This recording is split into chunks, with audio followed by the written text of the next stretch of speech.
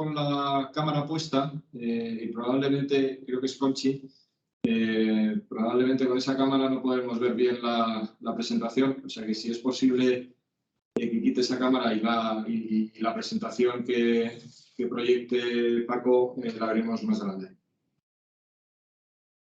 A ver si es posible. Perfecto, pues gracias. Hola a todos. A ver, Álvaro, aquí tenéis a mi colega Álvaro, que yo creo que me va a ayudar un poco para estructurar la presentación. Álvaro Pasquín es parte de nuestro equipo de inversión. Álvaro, estás en mute cuando quieras. Buenas tardes a todos y gracias por vuestra presencia en este webinar.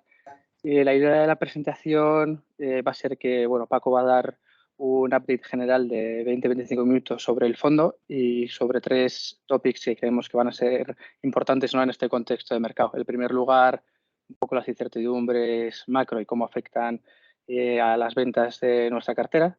Luego, el impacto en márgenes y la evolución que creemos que va a tener cuando esta situación macro se normalice. Y por último, las prioridades de engagement que estamos haciendo en nuestras compañías. La idea es eso, 20-25 minutos y luego dejar algo de tiempo para Q&A. Para el Q&A, el que quiera que me pueda mandar a mi correo las preguntas que vayan teniendo y así luego podemos ponerlas por orden. Mi correo es alvaro.pasquin@alantra.com. Repito, alvaro.pasquin@alantra.com. Y si no, el que tenga algún problema, si no, directamente levantamos la mano y lo hacemos más interactivo cuando Paco acabe. Así que, Paco, te lo dejo a ti, ¿vale?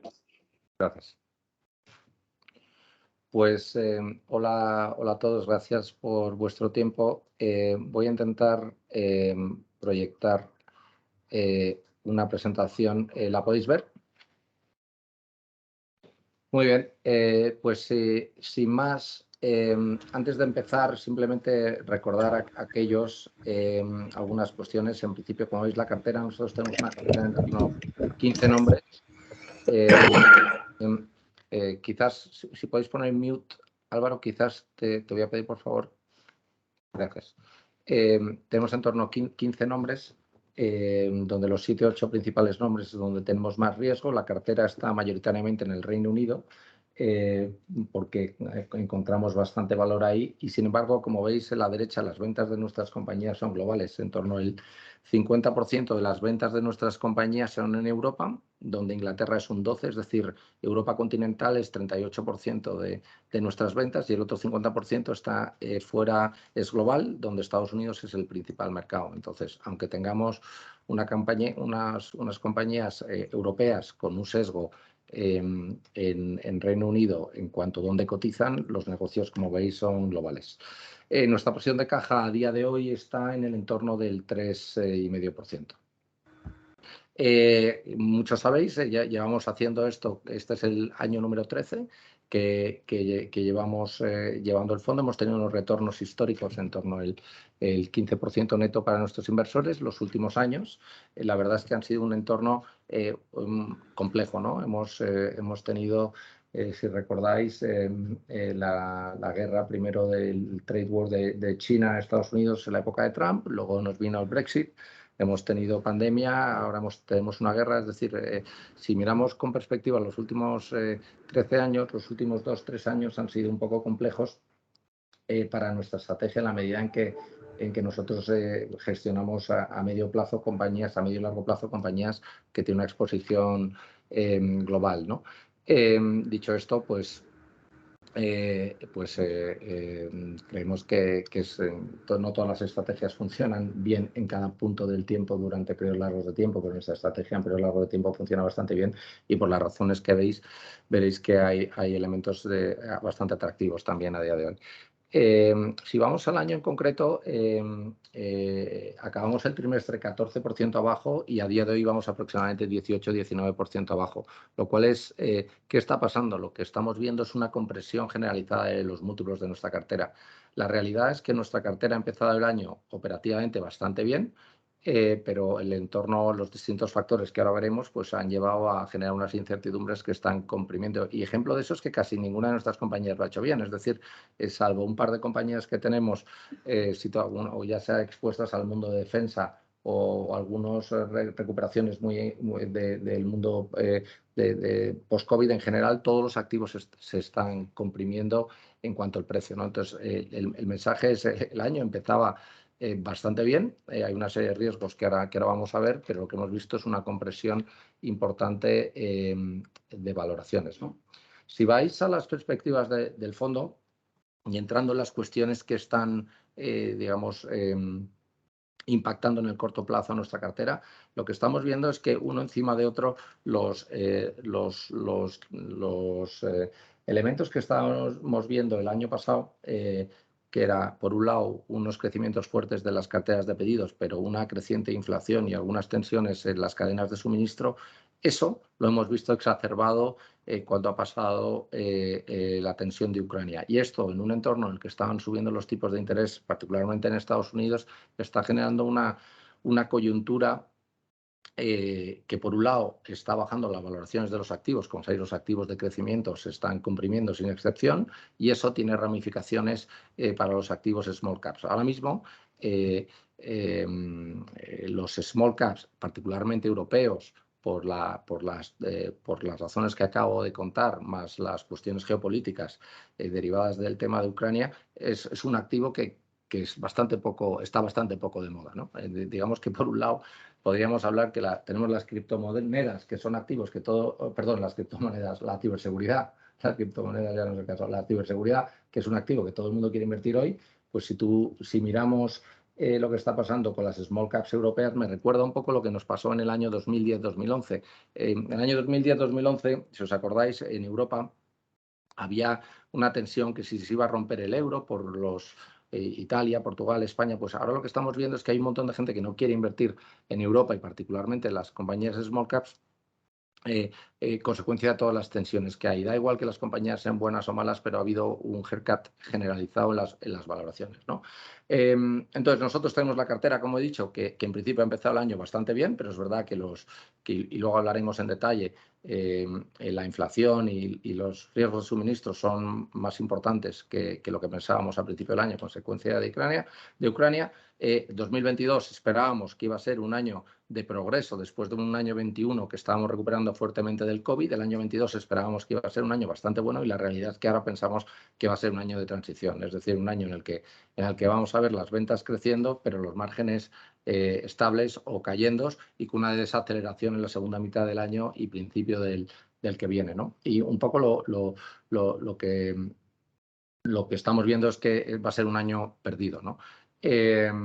¿Y por qué? Pues porque se combinan inflación, Ucrania, tensión monetaria y una deceleración global y con una compresión de múltiplos, ¿no? Dicho esto, al final nosotros lo que estamos viendo es que, vale, muy bien, todo esto ya está encima de la mesa, ¿no? Y hay una serie de elementos de riesgos de cola importante, pero lo que vemos igualmente es que lo que está haciendo esto es retrasar un año lo que nosotros pensábamos que iba a pasar en el año 24. Lo normal es que pase el año 25, porque la realidad, y pese a los riesgos de cola que tenemos ahora mismo en un montón de planos, uno, pues no parece razonable que el conflicto de Ucrania se extienda fuera de las fronteras. Dos, es verdad que hay una serie de riesgos de suministro de gas que pueden producirse, pero tampoco parece razonable que se puedan extender en periodos largos de tiempo, porque Putin tiene un cierto pierde también, con lo cual, y sí, los activos en general se comprimen sus valoraciones, pero cuando nosotros miramos a cómo valoramos nuestros negocios a 4 años,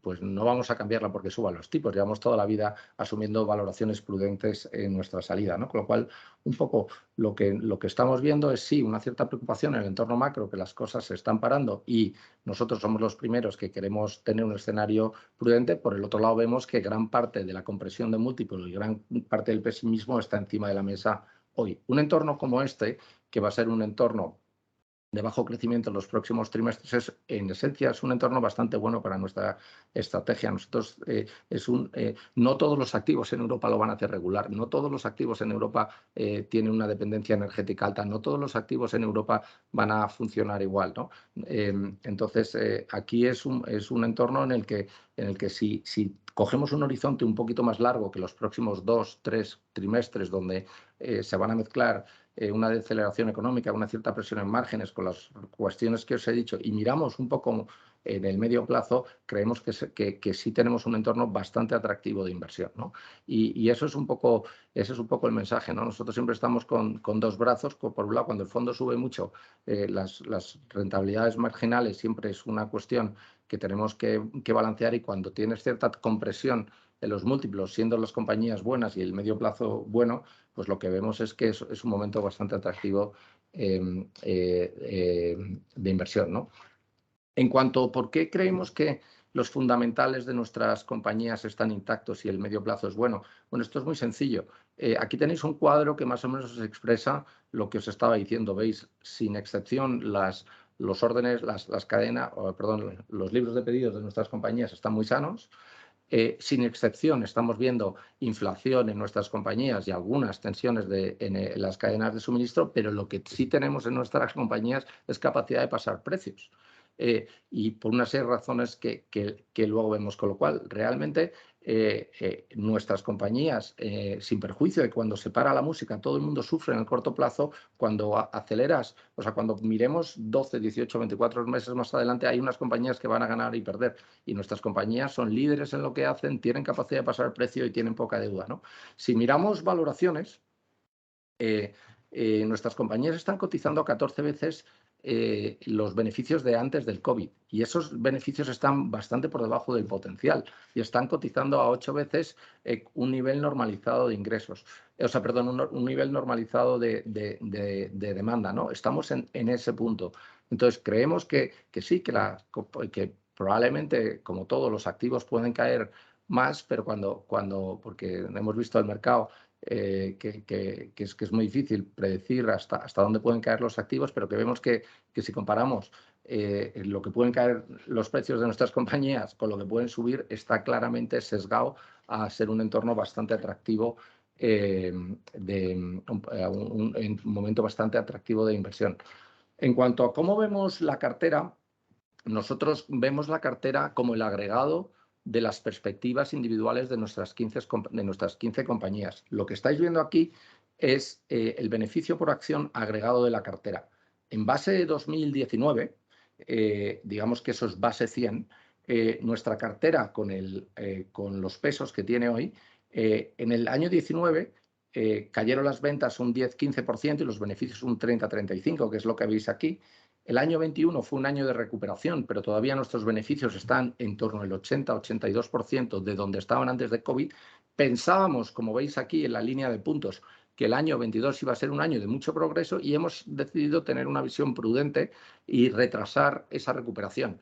A medio plazo, lo que estáis viendo aquí no es otra cuestión que pensamos que lo que íbamos a conseguir en el 24 vendrá en el 25, porque no hay ninguna razón fundamental. De hecho, hay algunas cosas que, si pensamos, algunos vientos de cola que pueden ayudar a nuestras compañías por lo que está pasando en el mundo, ¿no? ¿Y por qué el beneficio va a pasar de 100 a 170 en una serie de años? Bueno, pues nuestras compañías han crecido toda la vida las ventas en torno al 7% y su beneficio por acción el 15%, con algo mucho más prudente que esto, que es lo que estamos reflejando en este escenario. Nuestras compañías volverán a seguir creciendo estructuralmente, y luego explicaremos las razones, ¿no? En cuanto a las valoraciones, esto es un poco de detalle en cuanto a lo que os acabo de contar, ¿no? Es importante que nos acordemos que la cartera tiene un retorno en capital, es decir, cada euro que invierte nuestra cartera históricamente ha generado por encima de 25 céntimos antes de impuesto. 1. 2. La cartera tiene deuda muy baja, como veis, 0,6 deuda EBITDA. Y si miramos, y esto está hecho con valoraciones a final de marzo y estamos un poco por debajo, a PER histórico, nuestras compañías están a PER 14 y han cotizado históricamente en torno a 17-18 veces. Nuestra cartera ha cotizado históricamente en torno a 11 veces EBITDA los últimos 10 años, en torno a 17-18 veces PER. Cotiza a lo que teníamos en 2019, que por una serie de razones no era el potencial máximo, en torno al 14%. En 2-3 años, cuando se normalice la demanda, creemos que está en valoraciones de entre 8 y 10 veces. Y de ahí por la razón por la que pensamos que el riesgo-retorno es ultra atractivo en este entorno. Si observáis nuestra cartera frente a lo que llamamos comparables, que son compañías que están en los mismos segmentos que nuestras compañías, y simplemente para recordaros, nuestra cartera, en torno al 40% de la cartera, tenemos compañías en el mundo de la automatización industrial, robótica y creación de contenido, que es lo que llamamos Automation Equipment, Smart Industrials y Broadcasting. Eso es en torno al 40%. Por abajo, y esto es la parte de mayor crecimiento de nuestra cartera, por abajo tenemos una exposición importante al sector aeroespacial. Hemos comprado durante COVID bastantes suministradores porque creemos que la fabricación de aviones va a volver, y tenemos exposición al mundo de automoción. Creemos también que el mundo de los coches ahora mismo está produciendo muy por debajo de la demanda y hay una serie de razones fundamentales. Eso es la parte value. En medio tenemos una mezcla de negocios, pero que tiene mucho que ver con el impacto energético de los edificios, y tenemos compañías en el mundo de las ventanas, etcétera, ¿no? Entonces, tenemos dos partes de la cartera, una parte con más enfoque de crecimiento y otra con un elemento de valor. Nosotros, y luego expando sobre este tema, pero sin excepción, lo que estamos viendo es que los descuentos a los que nuestras compañías small caps nuestras compañías están cotizando frente a estos comparables con mayor descuento de lo que lo hacían antes, consecuencia del entorno que estamos diciendo yo. Y como podéis imaginar, nosotros como inversor activo lo que estamos trabajando es en formas de cerrar este gap de precio y valor, que en muchos casos está entre el 20 y 30%. Es decir, nuestras compañías cotizan entre un 20 y 30% menor que compañías similares un poquito más grandes. Para terminar con esta introducción, en cada trimestre desde hace muchos años comunicamos con los inversores cuáles son los retornos futuros esperados que esperamos de la cartera a consecuencia de nuestras expectativas de beneficio, de caja, y asumiendo unas salidas a unos múltiplos prudentes. Lo que podéis ver aquí es que ahora mismo las perspectivas que tenemos por delante son casi similares a las que teníamos en abril, mayo del COVID, ¿no? Que después de una compresión muy fuerte de múltiplos y en un entorno bastante incierto, ¿no? Esto, digamos, que serían los elementos principales. Voy a parar un segundo. Álvaro, te paso la palabra. Perfecto, Paco. Pues yo creo que el siguiente punto es entender cómo esto está afectando más en detalle a las ventas de las compañías, ¿no? Y qué es lo que vemos para este año y cómo puede impactar este escenario macro a las ventas. Vale. Si hablamos de las ventas y las perspectivas que tiene la cartera, unas ideas. Número uno, nuestra cartera tiene muy poca exposición a Ucrania o Rusia, menos del 0,6% de la cartera. Tenéis el detalle aquí. En segundo lugar, nuestras compañías tienen un pricing power importante. Es decir, nuestros negocios son generalmente business to business, son una parte pequeña de las inversiones en general, suelen ser críticas y nuestros negocios son marquistas o tienen un fuerte valor añadido, ¿no? Digamos que las compañías que tenemos en el sector automoción son las que más tienen que pelearse en este entorno, pero en ambos casos lo que tenemos son los operadores de menor coste, ¿no? Con lo cual, en sí mismo eso genera una capacidad de pasar precios, ¿no? Con lo cual, la elasticidad a precio de la demanda no está muy condicionada y nuestra capacidad de pasar precios a medio plazo es importante. En tercer lugar, si analizamos la mezcla que hemos hablado antes de nuestra cartera, el tipo de compañías que tenemos, creemos que lo que ha pasado los últimos 3 años, es decir, la pandemia y los impactos en la digitalización, la guerra que estamos viendo en Europa y las implicaciones que va a tener en las cadenas de suministro, que va a haber más inversiones cerca y que se está generando un poco dos bloques en el mundo. Vamos a ver más inversiones en el mundo occidental, y eso típicamente va a ser un viento de cola para todo lo que son inversiones en robótica, en automatización, ¿no? Entonces, una compañía que tenemos bastante exposición aquí, y sin perjuicio que en el corto plazo estos activos que tienen un sesgo más de crecimiento se esté comprimiendo sus múltiplos y se están generando algunas incertidumbres sobre cómo van a gestionar su cadena de suministros en el corto plazo, en el largo plazo creemos que estas compañías van a salir reforzadas de lo que hemos vivido en los últimos 18 meses. Si miramos el mundo de la creación de contenidos, pues también estamos bastante bien, ¿no? Porque no creemos que esto se vaya a impactar, con lo cual yo diría que lo que ha pasado aquí, quizás el impacto más negativo de la guerra reciente de Ucrania es que las tensiones en las cadenas de suministro, especialmente en el mundo de automoción, nos va a retrasar un año, lo que vemos que es una recuperación bastante clara.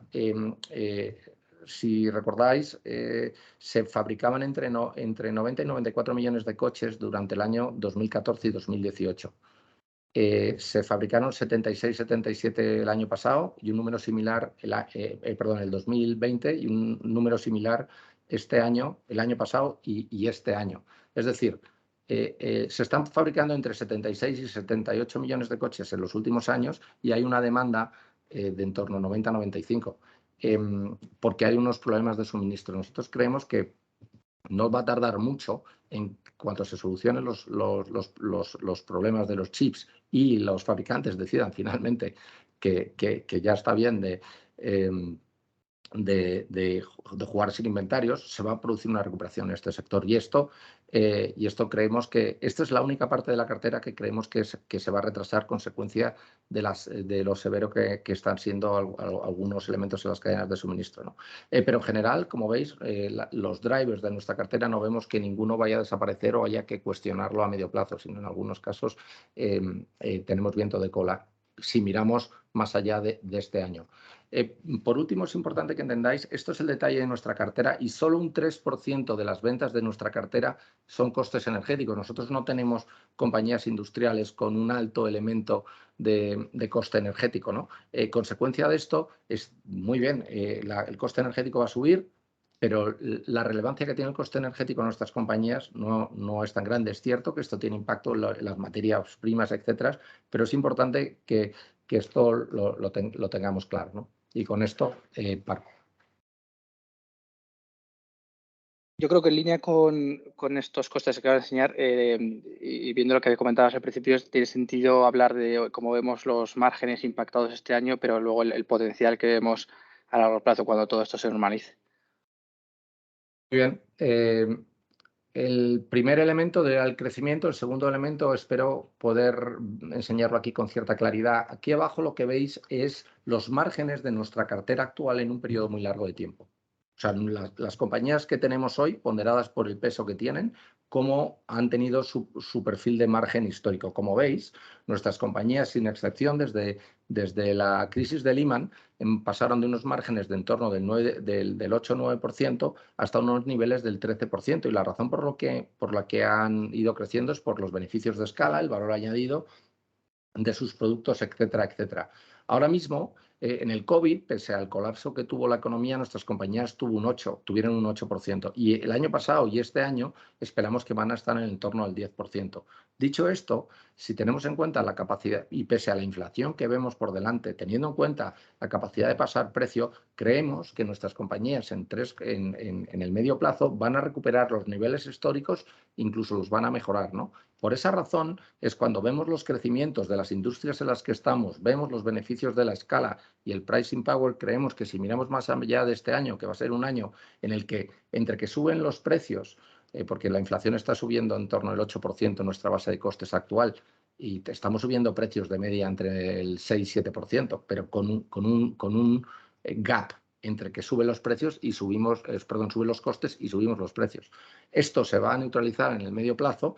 Y esto es una parte importante. Como veis aquí, compañía por compañía, tenemos el detalle de por qué esperamos los márgenes, ¿no? Recuperarse. Y esto es muy importante. Por otro lado, nuestras compañías generan mucha caja y, como veis, tienen un nivel de deuda baja, ¿no? Pues la generación de caja, junto con la recuperación de márgenes, una vez la economía en la segunda mitad del año que viene empiece a estabilizarse y a recuperar las tendencias pre-COVID, es donde vemos el crecimiento estructural. quiero que entendáis que las hipótesis que estamos poniendo, tanto de margen como de crecimiento, son bastante inferiores a las que han tenido nuestras compañías en el pasado, con lo cual vemos que consideramos que son prudentes.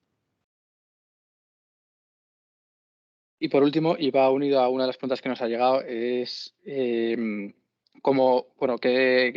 engagement estamos haciendo en nuestras compañías y sobre todo, que es lo que nos preguntaban, cuáles creemos que van a dar mayores frutos este año. En cuanto, como sabéis, nosotros tenemos una cartera que consideramos que es estupenda en cuanto a calidad y con un riesgo bajo, es fundamental.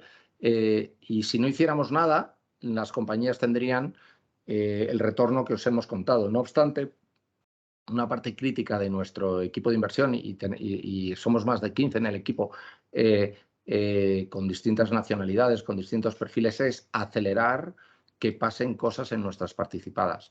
Un entorno como el actual, donde empieza a haber un poco de incertidumbre, típicamente tiende a retrasar que pasen ciertas operaciones. No vemos necesariamente que se estén cancelando, sí que hay gente que está haciendo un reassessment, ¿no? En este sentido, no obstante, vosotros podéis imaginar que las principales 7 o 8 compañías en nuestra cartera, nosotros tenemos un plan con unos siguientes pasos muy claros para que ocurran temas, ¿no? Si vamos a los principales elementos de nuestra cartera en compañías como Byte, que estamos intentando aflorar valor en su división de tecnología y estamos evaluando, la compañía está evaluando ya sea desde un carve-out a una posible venta. Aquí puede haber un elemento que aflore valor en un periodo no muy largo. En Senior, el año pasado tuvimos a Lone Star que hizo una oferta. No acudimos a la oferta de OPA porque pensábamos que era muy barato. La compañía no solo se va a recuperar la construcción de aviones, sino que hay una serie de negocios non-core que, según se está recuperando este sector, vamos a poder vender. En Taiman, que es una de nuestras compañías en el mundo de las ventanas, con una exposición muy grande en Estados Unidos, hay una serie de compradores industriales que tienen intereses unos determinados activos y tenemos que ver cómo se puede poner un cierto orden aquí. En Wastec, que es una compañía que llevamos hace muchos años, que tiene unas perspectivas bastante buenas, entre otras, porque sus clientes son las compañías petrolíferas que ahora mismo tienen mucho cash.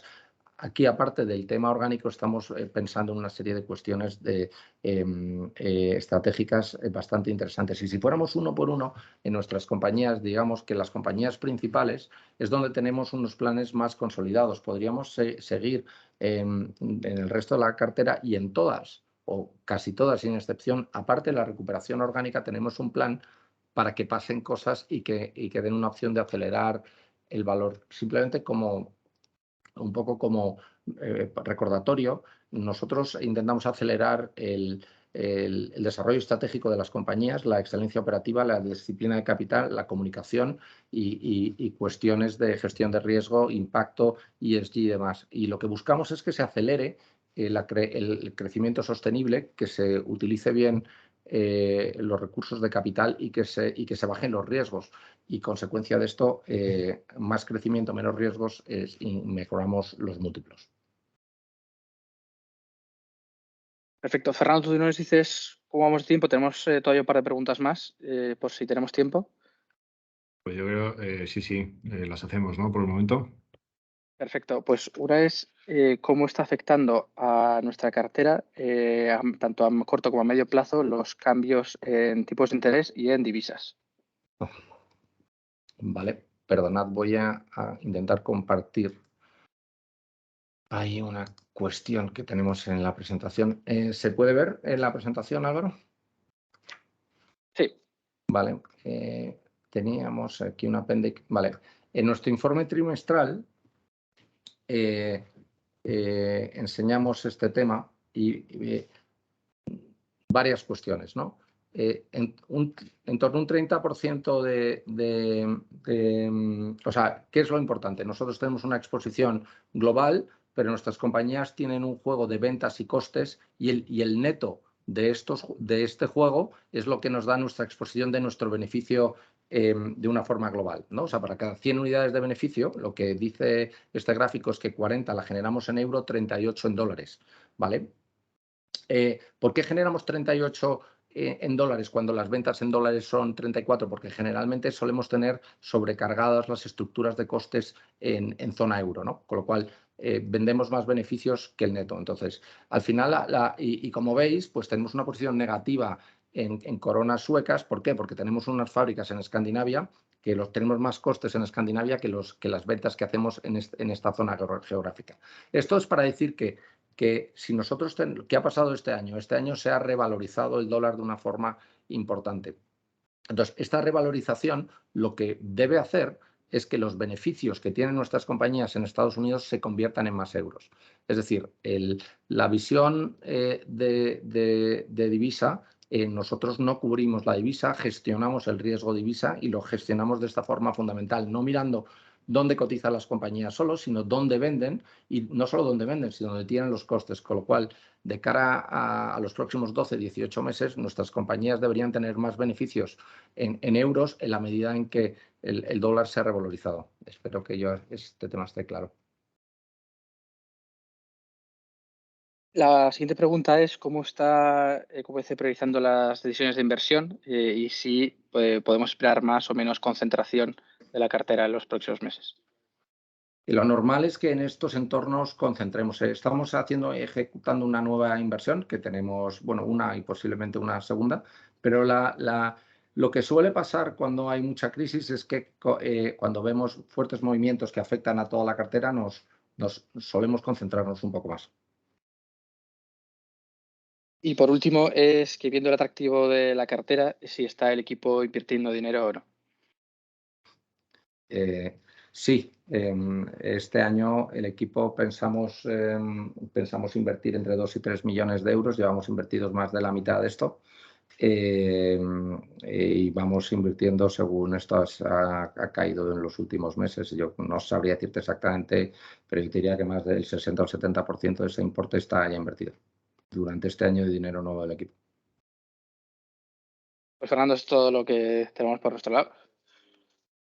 Bueno, pues muchísimas gracias. Si hubiera alguna duda adicional, obviamente se puede transmitir a través de su banquero y bueno, y se lo hacemos llegar a Paco. Y nada, pues muchísimas gracias Paco y Álvaro y hasta la siguiente. Muy bien, muchas gracias a todos. Un saludo.